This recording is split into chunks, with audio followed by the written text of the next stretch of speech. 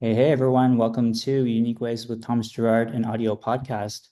We have a really notable guest on today. She's part designer, part educator, and full-time dog owner. She's the VP of Design at Microsoft AI and the founding chair of the MFA Interaction Design Program at the School of Visual Arts in New York City.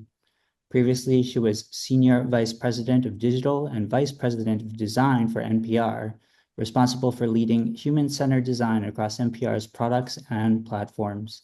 Please join me in welcoming and celebrating Liz Danzico. Welcome. Thanks so much. So happy to be here. Are you ready for 20 questions? I am. Great. Question one, tell me a little bit more about yourself. What do you do? I like to make connections in the world, is how I like to think about it. I am curious about a lot of things, and I do have I do have a job. I do have an actual sort of full-time job, and I have a lot of side projects and a family and various things. It feels to me that what I do most of all is make connections among all of those things, which I think further fuels my curiosity and further kind of, I think, lifts up the sort of full-time job that I have and also the sort of side project. So,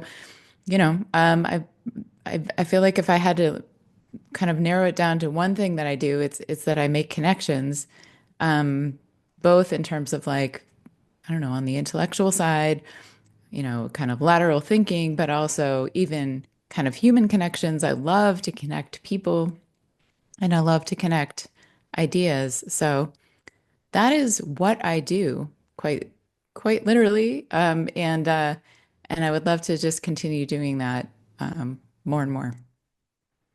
Perfect. Question two, what's a key piece of knowledge that makes you different? Um, I would like to think that it is yet to be discovered, perhaps by me. I I don't know if I know what that is quite yet.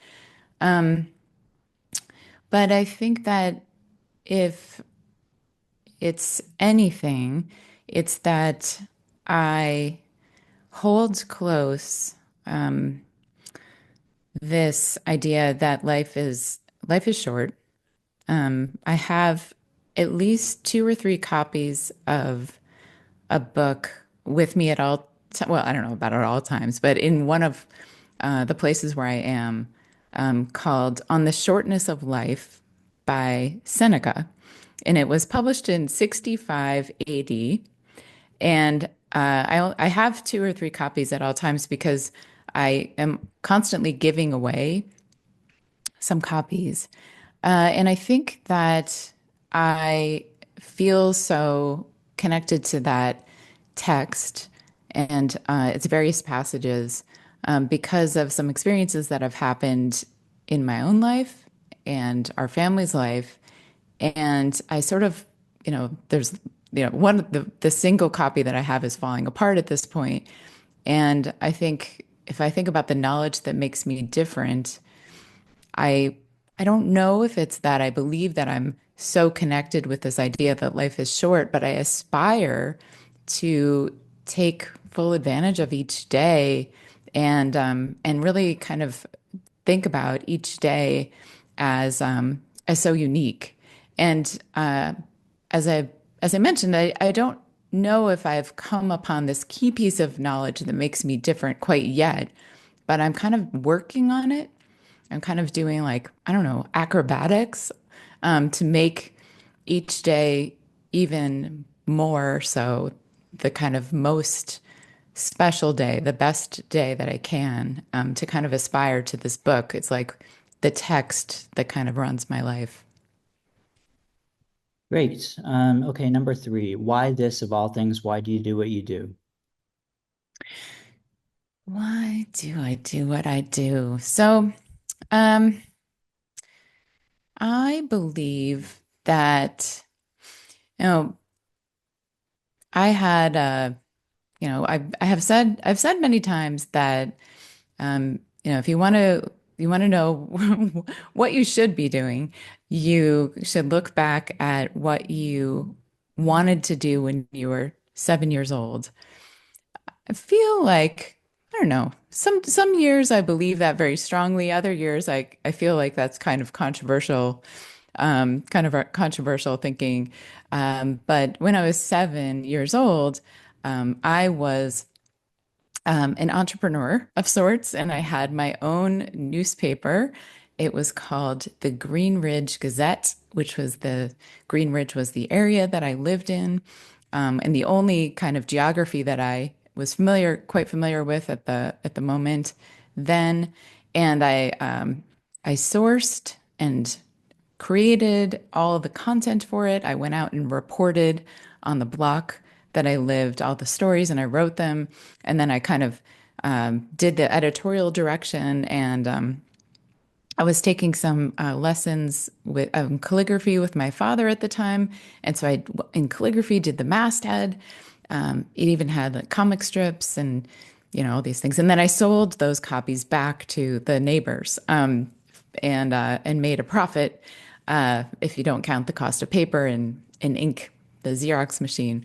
And so there's so much kind of wrapped into that about I think why I do what I do, which is it's like on one hand you sort of can't help but do it. It's sort of like the opportunities there. I was very interested in stories. I was very interested in people and connecting people to the stories. I was also very interested in this machine that was in my father's office at the time. That was this Xerox machine.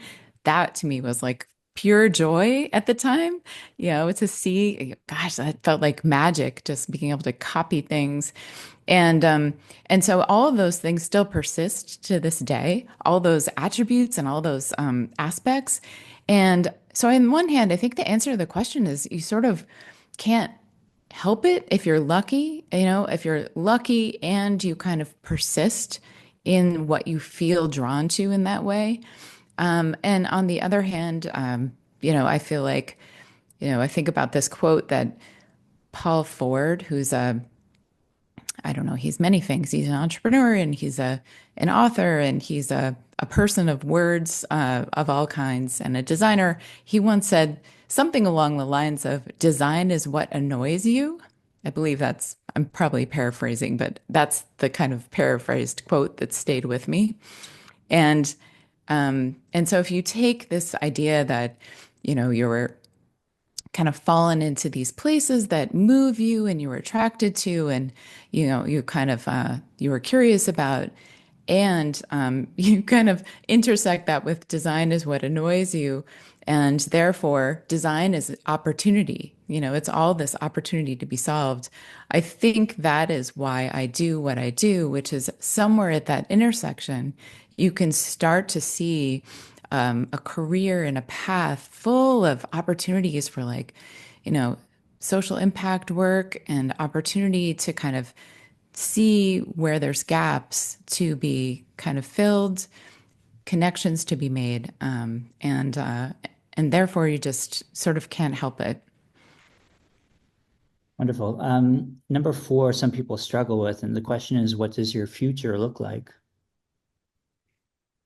Well, I keep this book close on the shortness of life, so it may or may not be long, but I have there's there's a a concept there's a concept that comes to mind. There's this room in my house, and in it there is a baby grand piano.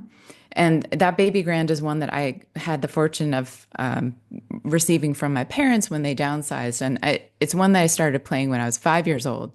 So I have it here. It doesn't hold a tune anymore, but it holds tremendous sentimental value.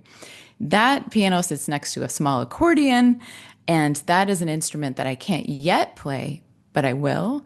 And that little tiny, it's not so tiny, little sparkly small accordion sits next to a mandolin and a banjo, which sit next to a medium-sized library of books, Most are from the period of time from like 1900 to 1920. And I will be honest, I have not read most of the books in that kind of corner of our house. And I guess to answer your question, speaking of this book that I mentioned from 65 AD in this corner of my house, which has all of these instruments that have tremendous sentimental value, but half of them I can't play yet. They represent the future to me. It's like sort of most of the objects in that corner are quite old, imbued with like possibility and meaning.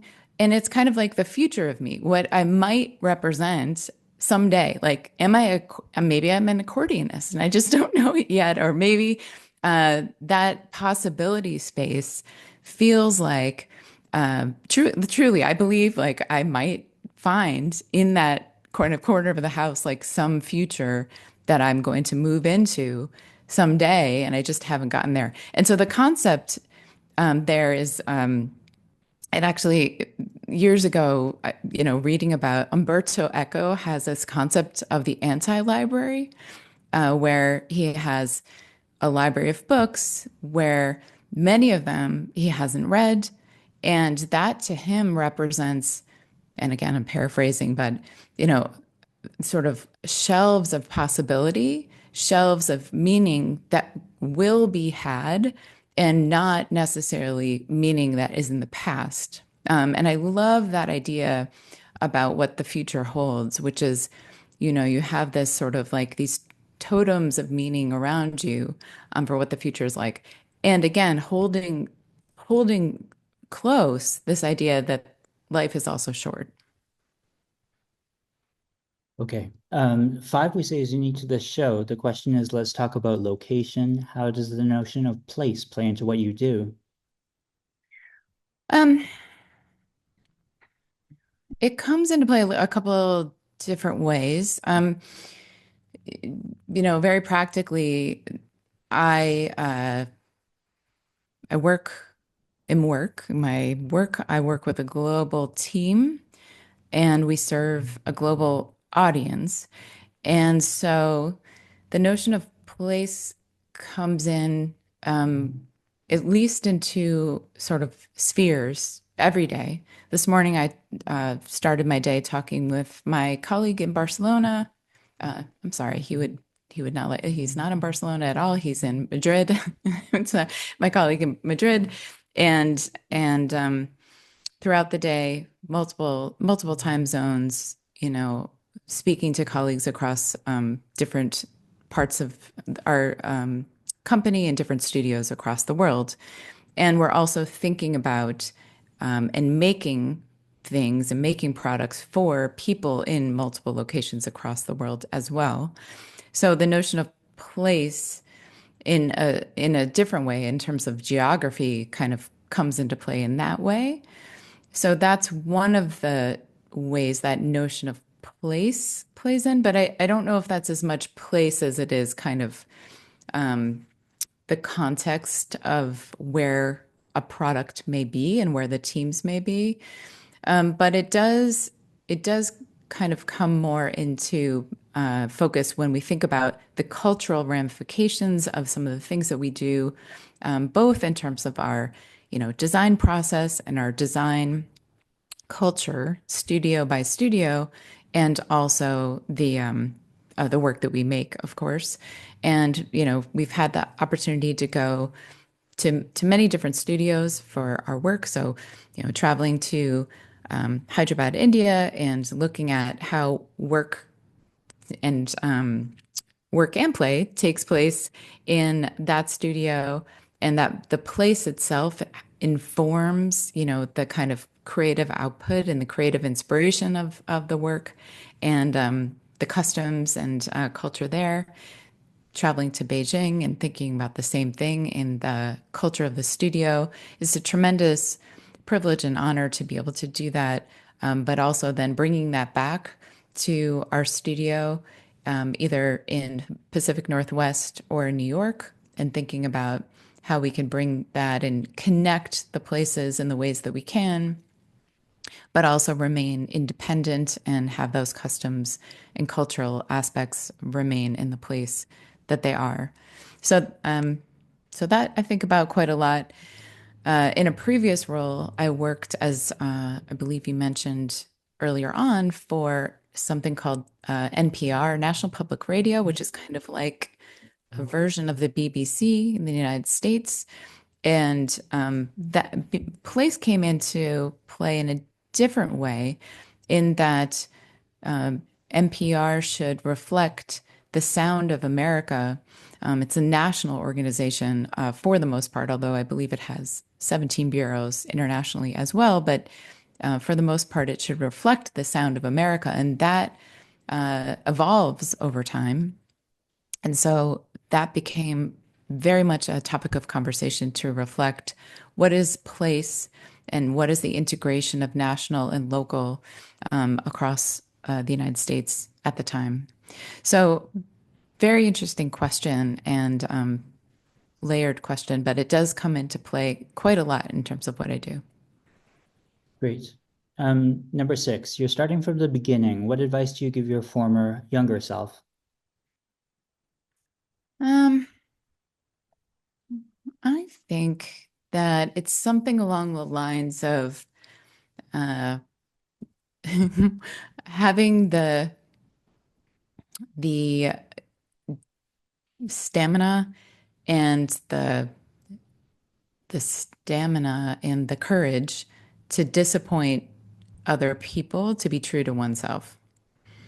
I think that's advice I would give to my former self. I think as the person who gets very excited and energized by connecting people, I think it's also exciting to me to sort of to be the facilitator and to make peace, and to kind of be that role as well. So I think starting from scratch, I would want to give that advice to my former self, and kind of flip things on its head and be kind of give myself advice to make it a goal to disappoint people, to also be true to myself. Great. And what's a day in your life like? Um, you know, I have a kind of like template for each day. Every day is different, thankfully. I'm so glad about that. And because every day is different, I feel very strongly about a couple of things. Number one, I must eat the same breakfast every day. And when I don't, sometimes I can't, traveling and whatnot. And it's very disconcerting. I have to eat the same breakfast every day. And I don't have a closet full of the same exact sort of clothes, but I would love to. I wish I did. I think that's under my control, but I haven't gone, I'm not that extreme. But I love that idea. And I want that foundation so that the rest of my life can be kind of chaos, you know? Mm. But I sort of eat the same breakfast every day for in that spirit, you know. So I can have flakes and berries and milk, and then everything else can be chaos. So that's number one. Number two is I've had a long time philosophy that one must, that one is me in this case, but I appreciate it if other people would take this on. But I believe that I must do three things every day so that the rest of my life professionally can belong to, other people. So if I can do three things every day, and preferably those things happen in the morning, so then I can get on with the rest of my professional day, then anything is okay. And so those three things are kind of like spending time with my dog, taking a walk, doing a run, something like that in the morning. In the afternoon, it might be, kind of getting cooking started, or, kind of ideally playing music of some kind. I mentioned the instruments. So if I can do a few of those things, obviously there's family involved and other kind of things connecting with, parents and other kinds of family members. But if I do those three things, then all the other, as I mentioned, kind of chaos can ensue. And so my professional day is quite energizing and quite packed with lots of different conversations, lots of different kinds of things in terms of talking about design, everything from, you know, looking at work, talking about work, crits, strategy, design research, talking about writing. It's a combination of things depending on the day and many different kind of cultures and time zones and some degree of travel. And so I like to have start out with, kind of the sameness in the morning, start out with some kind of meditative state of like walking and running and have things for oneself and then kind of give things over to other people. Mm, great. Number 8, lifelong learning is a popular topic. How do you stay up to date? Well, I've been teaching and been in education for a long time, and I'm glad it's a popular topic. So I'm so glad. And in terms of me personally, I, yeah, I think of, I really enjoy kind of getting involved with mentoring programs, although I don't necessarily always call them that, but mentoring relationships and things like that. And several years ago, not that many years ago, I mean, this was just a handful of years ago, maybe 4 or 5 years ago, I thought, well, I'd like to be in a mentoring program. I've found myself being on the other side of mentoring and working with earlier career designers and writers and researchers, but I'd love to be on a mentoring program. So I signed up for a mentoring program, and the response was, oh, people were very surprised and they had thought I was signing up to be a mentor. I said, no, no, no, no. I would like to um, be mentored. I want to be mentored. And so they said, oh, well, they were kind of shocked and, well, would you also be a mentor? Okay, we'll try to find you someone to be paired with. And they were so kind and they paired me with this just tremendously inspiring woman who is at the time one of the chief operating officer of the company, and she generously gave me time, every couple of weeks, and we created a pretty rigorous program. And I will never forget the first time we met. She asked me, "Do you have a 5-year plan?" And I have to say, spending my whole career in design, I have never created a 5-year plan. I didn't have a 5-year plan. I didn't have a 10-year plan. I'm not sure I even have a 1-year plan. So I said, no, I do not. And she said, great, that's your homework. That's your assignment for next time. And I said, great. And so I left and researched what is a 5-year plan? Looking at, of course, I was interested in like, what is the design of the document of the 5-year plan and making it look, what is the font but of course, like, what is it and what does it have on it? And I worked on it. I created details, it was so inspiring to me. All the details of this 5-year plan. I was so proud. I went back to her office 2 weeks later. I sent it in advance for her review. I was so proud. And I show up, push it across the table. She took one look at it. She said, I looked at it. Where on this plan is family? I don't see family anywhere on this list. And it just was so striking to me that I think in a long answer to your question, um, lifelong learning is many things, including at my stage of in my career and life. It took that person and of her seniority to give me permission to put on my plan that family is equally as important as aspiring to, you know, write X number of books and advance to this stage in my career and to have all the things that I wanted to have on my list.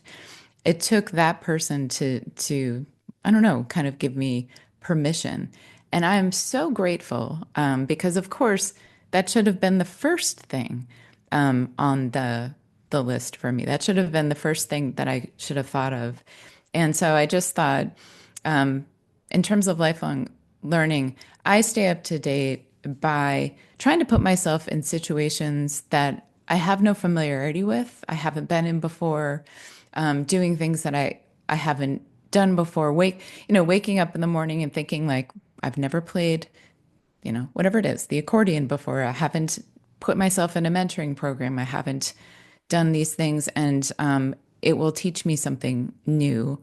And kind of doing these parallel tracks in life rather than always staying on the same track. And so that example kind of stays in my head as one that taught me a pretty important lesson that I wouldn't have, I may not have thought of otherwise. Great, and almost halfway here, tools. Do you use both digital and analog tools? I do. Yeah, I can't seem to. I do. I use digital and analog tools. I've tried to have one or the other, and I do both. Keep notebooks and digital lists. I love to do. I love my roll-on notebooks, and I have, you know, I think I have four laptops, and I like to have sort of two of everything. My strategy for my analog and my digital tools is always have a backup. So I always have the tool I'm using and a backup. And that goes for every object I have, whether it's my, you know, monitor, my laptop, my microphone, my mouse, my wireless keyboard, or my notebooks, there's always a backup somewhere. Great. Number 10, how do you deal with work-life or life-work balance? I I think the one thing that's worked for me over time is always treat what you're doing as if it's the only thing that you're doing. So, it's I've tried lots of strategies, but that's the one that's worked for me in that, I found that if I let myself multitask or if I do multiple things at a time, work-life balance gets out of control. But if I only do one thing at a time, so in other words, if you and I are talking, I'm not also, on my phone texting someone, I don't have another window open, I'm not, looking at another list. So I'm just having this conversation. And I think with that, it's very important to me to just treat what I'm doing with, the care and integrity that it deserves. And if I can't do that, maybe I shouldn't be doing the thing that I'm doing. Mm, great. And if you weren't doing what you do now, what might you be doing? Um, I went, so many things. It's a good question. It really would depend. I think what I would be doing would be in relation to something um, else, and I would hope that it would just be something that really inspires me, and likely it would involve the natural world, an animal, a mountain, something of that. I'm extraordinarily drawn to both the natural world at large. I have talked about if I retire at some point, if I should be so lucky to live a long life and be so lucky to be able to retire, 85, 90 years old, I will go back to school to become a park ranger and give tours of the national parks. Something. So if I could do it all over, perhaps I would start out with that And I'll say, I just hope that it brings that joy that you see when, I bring when I used to bring people into the MFA Interaction Design Program at SVA. There's a moment when someone describes finding design and finding interaction design. They have this like sparkle in their eyes, like almost as if they're going to like tear up, but they're not tearing up. They have tremendous joy at finding something they're passionate about. And I believe that, that for me is kind of the natural world. Love that. And what would you not like to do with your career? Oh, I think anything that treats people, unfairly or unjustly, or maybe just to be in a position where there are no opportunities for curiosity. Do you have a favorite word, quote, or sentence? I have I have a website and there is an entire section on my website devoted to words. I also have a whole website that's called Paragraphs to Love. So, yes, I do. But so there are many. But you asked about favorite. Okay, so I do have a favorite. I guess I have a most used quote. Is that like it's like a threadbare quote? So maybe that counts. Um, and I say it a lot, which is it's recognition is perception arrested before it has a chance to develop freely. It's Mm, kind of a complex thought, I guess, but it's a quote by John Dewey in a book called Art as Experience. And for some reason in my life, it seems germane almost every day. So I find myself saying that quote a lot. And it's a book that I like quite a lot. And yeah, that is a choice threadbare quote. great. And a least favorite word, quote, or sentence? Oh, you know, is it fair to say that I can't say it out loud? It starts with an M. Okay. Do you know that? Do you know the one I mean? I can't say it. I really abhor the word and it makes me uncomfortable. It's not it's a five-letter word. It starts with an M. And What's those people, there are other people, many of them who it is also their least, it is the most popular least favorite word there is. really? Okay. 15, if you had to choose one word to describe yourself, what word would you choose? Um, I, you know, I it's kind of more of a well, I mean, the first word that comes to mind is kind of silly in that it's is it bobulated? That the name of my website is bobulated, so it's kind of a silly word. Um, and it means to be organized, like in the past tense. But so that's the word I'll choose that word. What keeps you up at night? Uh, when I do, I feel like sleep is like time travel. I say that a lot. Nothing really keeps night really. Breaking up a bit. But, uh, something when things are amiss with our family, I feel like I haven't done enough for my mother, or something's amiss with my brother who's far away. Um, but those are the things when I feel like I could be doing more. But mostly I feel like sleep is like time travel. Hmm. How about a dream you're chasing? I have a long-standing dream to be uh, a version of uh, the farm that E.B. White had in Brooklyn, Maine.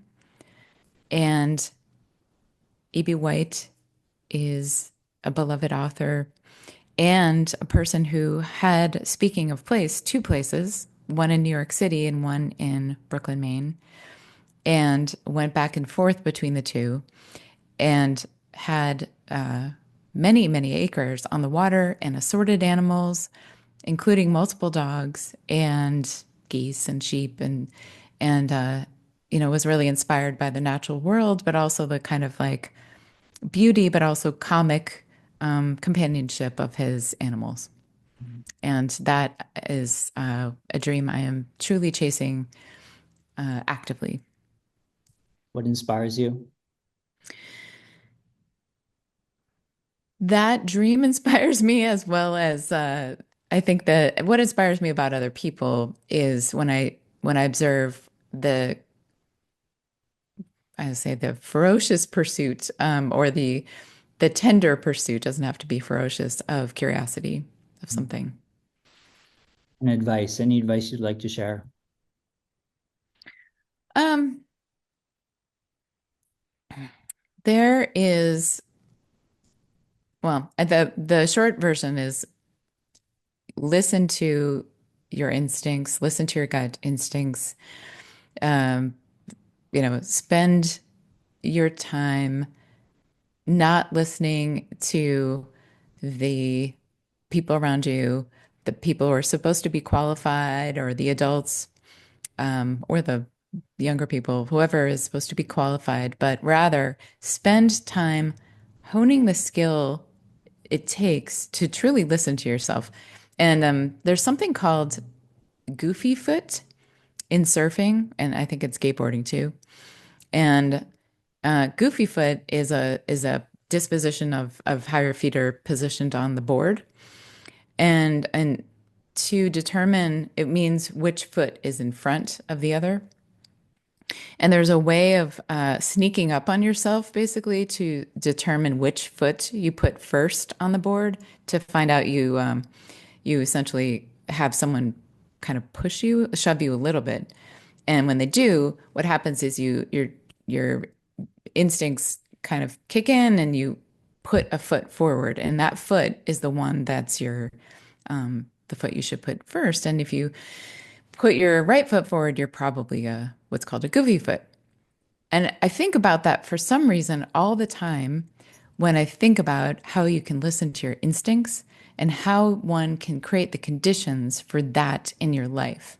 How can you do that motion and just put a foot forward, if you metaphorically, and create the conditions for removing everything but moving forward as if it was just you and your instinct. Great. And number 20, how can our listeners keep tabs on you and what's our call to action?